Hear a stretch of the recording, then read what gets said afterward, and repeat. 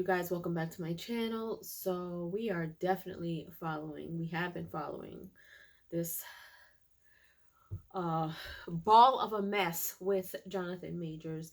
So now the jury is currently deciding his fate. So there's a lot that we've heard coming from his side. There's very little that we've heard from um, Jabbari's side, which is his ex. But apparently there's a lot more coming out now. But yeah, I don't know. Like, my whole thing is right now everything's been up in the air. Again, I'm for whatever justice. If he did do these things, then he needs to pay the price. If he didn't, then let him live his life, get back to work and do what he does. But anyway, let's find out what's going on, this timeline, evidence, and whatever other information we have now. So let's check this out. They're going to be there as soon as possible. Okay. What should I do? What should I do?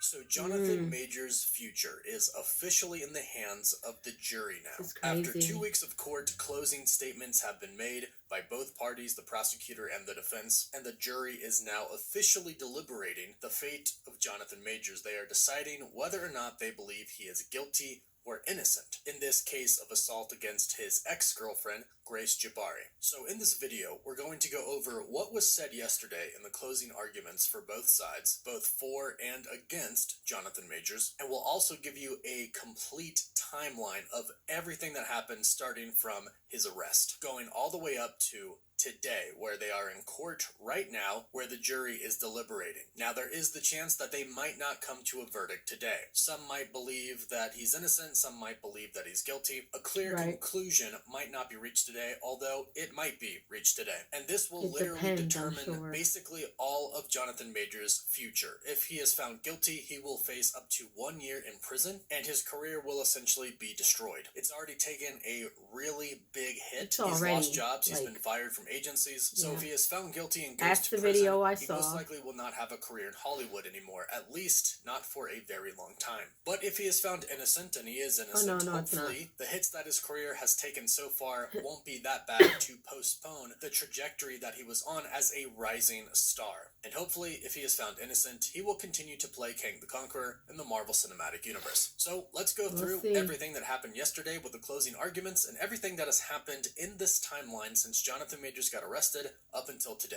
Both Jonathan Majors and Grace Jabbari are accusing each other of assault. Grace Jabbari says that Jonathan Majors assaulted her when they were in a private car, and she read a text message on his phone from another girl that said, "Wish I was kissing you right now." She then took his phone, and she claims that he was very aggressive with her, and he assaulted her to get his phone back, causing a fracture to her finger and a blow to her head, whereas Jonathan Majors states that she was actually assaulting him after she saw the text messages, and he ran away from her. Now, Jonathan Majors appeared in court every day of the trial. However, he did not testify. He did not take the stand. His lawyer, Priya Chaudhary, started the closing statements with, his fear of what happens when a black man in America calls 911 came true, and now we're here. You are here to end this nightmare for Jonathan Majors. And as she was speaking, Jonathan Majors was wiping tears from his eyes. When she was finished speaking, her and Jonathan Majors hugged each other. In her closing argument, she painted the accuser, Grace Jabbari, as a liar, and stated that the evidence doesn't line up to support a case of assault. She stated that this was really about revenge partying, and this was not about assault, but about the end of a relationship, and this was revenge that Grace Jabbari was taking out on Jonathan Majors. The other day, they released video surveillance footage from CCTVs on the street showing Jonathan Majors and Grace Jabbari getting out of the car, Jonathan Majors trying to pick her up and put her back in the car, and then Jonathan Majors running away from her. Majors' lawyer Priya Chaudhary states that when she gets out of the car, she is not hurt at all. She shows no signs of just being assaulted, and she's even following Jonathan Majors, chasing him down the street as he tries to run away from her. She then says she then meets 3 strangers and she goes to a club and she starts partying. She has a really good time. She orders champagne, and they even claim that she was smoking illegally. Basically, Jonathan Majors' team states that there is no sign at all that she is hurt after this alleged assault took place. She is seen after this alleged assault out partying and having fun. When Grace Jabbari took the stand, she stated that she just wasn't thinking about the pain. She was thinking about her relationship and thinking about infidelity. She said she went with the three strangers to the club to try and forget about the situation, and she did not notice any pain on her at the time because she wasn't thinking about it. But Majors' lawyer stated that if he did strike her to the head like she claimed, why was there no blood? There's no blood on her outfit, on her shirt. There was no blood in her hair at any point in time. And the three strangers on the street, two of them testified in court, stating that they didn't notice any injuries on her when they saw her. And it was only until when they were at the club, she mentioned that her finger was hurting. She's also seen in the club brushing her hair next to her ear, where she supposedly got attacked by Majors, brushing her hair in her ear like nothing was wrong at all. Majors' team then argued about him calling the cops himself and telling the cops that they had gotten into an argument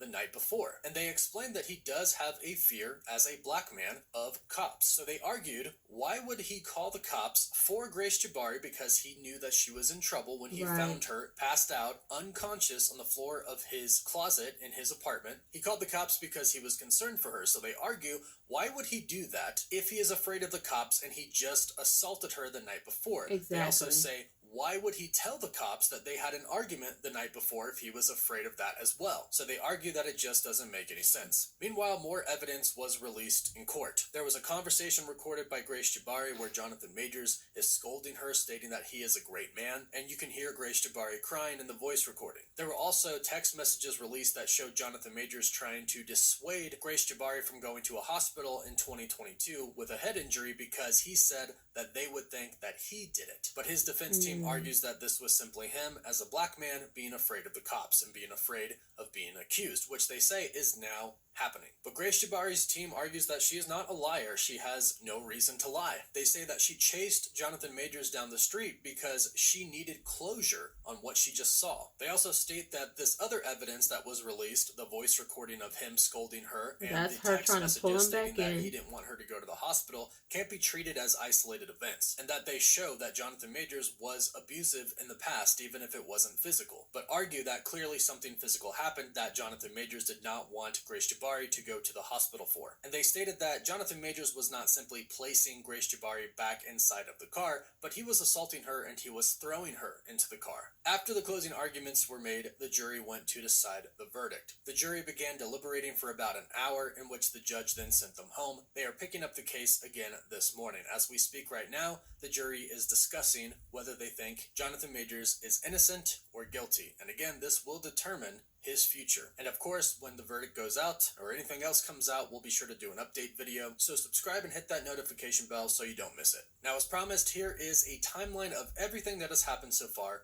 with this case. It started on March 25th when Majors got arrested. He is then released with a temporary restraining order. Then on March 26th, charges are filed against him. 3 accounts of third-degree assault, 1 count of second-degree harassment, and 1 count of aggravated harassment, all misdemeanors. Then on March 30th, Majors is the one who accuses Jabbari of assault, stating he was assaulted and he didn't assault her. Majors' attorney shared screenshots with NBC News. The screenshots show text messages from Grace Jabbari to Jonathan Majors, stating that she was the one who physically used force against him. She also disavowed any allegations that he'd done anything to her and confirmed that Mr. Majors called 911 because of her mental condition. On April 27th, the court issued a full restraining order for Grace Jabbari against Jonathan Majors. Then on May 9th, Jonathan Majors made his first court appearance via Zoom. His lawyer then on that date said that this was explicit and implicit bias, stating that it was racial bias that permeates the criminal justice system, in which she called the prosecution of Majors a witch hunt. Majors did not testify in his defense at that time.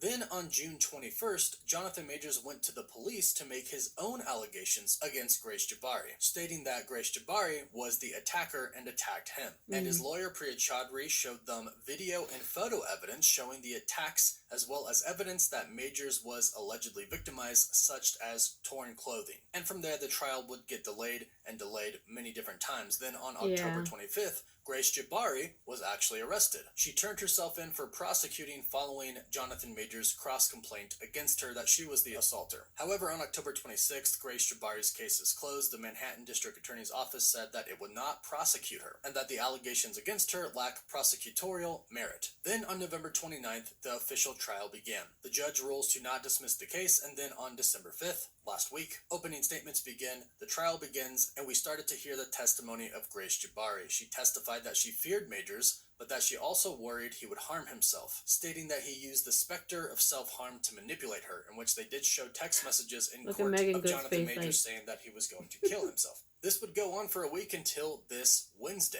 December 13th, where a lot of evidence was released. This was the evidence that we went over in the last video. The CCTV street footage of Jonathan Majors shoving Grace Jabbari back into the car, then him running away from her. It also showed her meeting the 3 strangers on the street after and going to the club, going to the bar and ordering champagne. They then released footage and the call that Jonathan Majors made to 911. They also released the body cam footage of the police officers who went to the apartment to find Grace Jabbari on the floor. Then yesterday, closing arguments were made, and the jury began to try and reach a verdict, in which they did not and were sent home, and now they are back deliberating this morning. Again, we'll update you if anything happens today. They might reach a decision, they might not, but either way, Jonathan Majors' future is on the line. So be sure to subscribe and hit that notification bell so you don't miss out on any of the news. You can find us on Instagram and Twitter as well, and as always, thank you all so much for watching.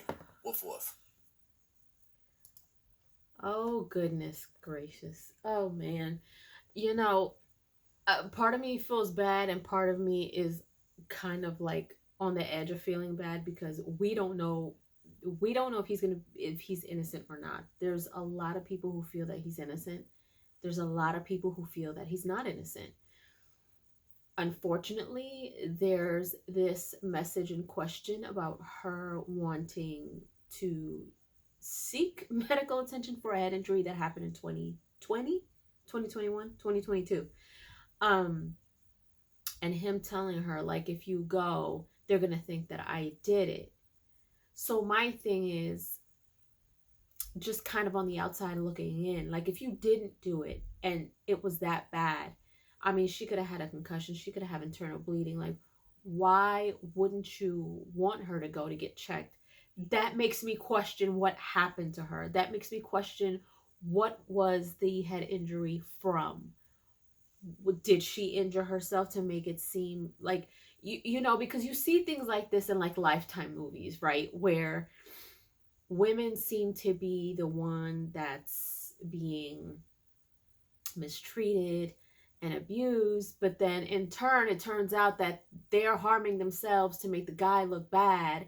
And then when they want to seek help, they literally want to seek help because they want to take them down. Maybe, I'm not saying that's the case, I'm not taking sides, but crazy things like that do happen, you know, like, who knows? But that kind of bringing that up questions what exactly happened, why she had a head injury, and why he really didn't want her to go. Is it really because he was afraid that they would think that it was him, or did he really do something to her? We don't know. We don't know. They would have to unpack that, but because that doesn't have anything to do with this case, they probably won't do anything with that information, unfortunately. But I don't know. Like, I'm still up in the air about it, because, you know, we only know what they've released to the public. We don't know every single detail that came out, every single recording, every single message. We don't know every single piece of evidence that came out from his ex's party. So at the end of it all, this is what it comes down to. If he is innocent, leave the man alone. Let him get back to work. Let him get back to his life. Let him, you know, reconcile with the businesses that he lost, and let him continue to do his work. If he is not innocent, if he is guilty of doing these things, then he should definitely pay for what he's done. Justice does need to be served. Either way, I hope that the verdict is the correct verdict, whether he's guilty or not. You know what I mean? So we'll definitely be keeping, I mean, you know, us on the outside looking, and we're all kind of waiting to see what happens, because there's so much on the line when it comes to him and, you know, his fate and what happens. Because as fans and movie fans and show fans and things like that, if he is guilty and he goes to jail, what's going to happen to all these things that he was tied into? Kang the Conqueror, Loki, all these things that had his name attached to it. Now what? Now things are going to be switched up. Fans are going to be, you know, kind of like on edge because we don't know what we're going to get with this entertainment. So it's a lot going on. But anyway, leave your comments down below. Let me know what you guys think. Let me know what your opinion is and all these revelations that are coming out. What do you guys think is going to happen next? Let me know if you enjoyed my reaction to this. And if you haven't done so, subscribe to my channel, hit like, share, and don't forget to hit the notification bell so you guys can get notified whenever I pop up on your feed. I'll see you guys later. Toodles!